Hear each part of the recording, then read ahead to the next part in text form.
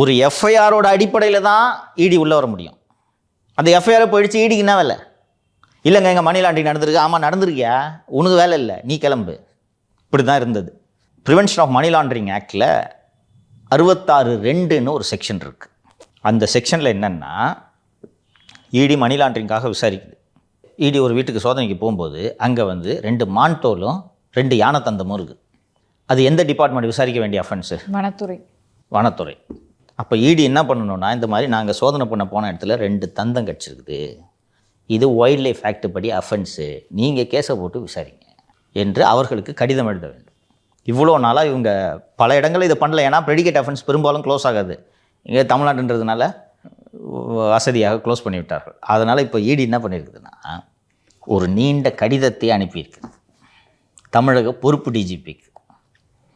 முக்கியமான போர்ஷன்ஸ் மட்டும் படிக்கிறேன். பேங்க் ஃப்ராட் கேஸ் தொடர்பான இடி வழக்கு ரத்து செய்யப்பட்டு விட்டது. ஆனால் அந்த வழக்கை நாங்கள் புலனாய்வு செய்தபோது கிடைத்த ஆதாரங்கள் வேறு பல குற்றங்கள் நடந்திருப்பதை உணர்த்துகின்றன.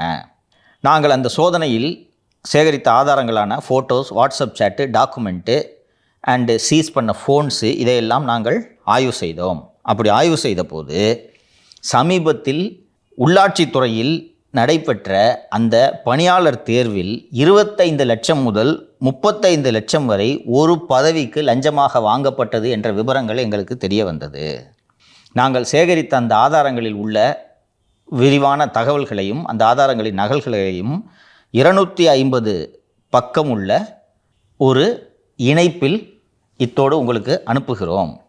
நாங்கள் சோதனை செய்து பார்த்தபோது 150 கேண்டிடேட்ஸு லஞ்சம் கொடுத்து பணிக்கு சேர்ந்திருக்கிற ஆதாரங்கள் எங்களுக்கு கிடைத்தது. அந்த 150 கேண்டிடேட்ஸோட ஆதாரத்தையும் அண்ணா யூனிவர்சிட்டி ஆன்சர் ஷீட்டையும் ஒப்பிட்டு பார்த்தோம். அதாவது எப்படின்னா, 150 பேர் இங்கே லஞ்சம் கொடுத்துருக்கான எவிடன்ஸ் கிடைக்குது. அந்த 150 பேருக்கு வேலை கிடச்சிருக்கணும்ல, அதை நாங்கள் ஒப்பிட்டு பார்த்தோம். 150 பேருக்கும் வேலை கிடச்சிருக்குது.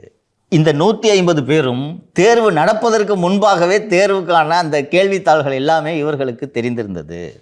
The said persons named in the attached note collected bribes for getting candidates selected for various jobs in municipal administration department.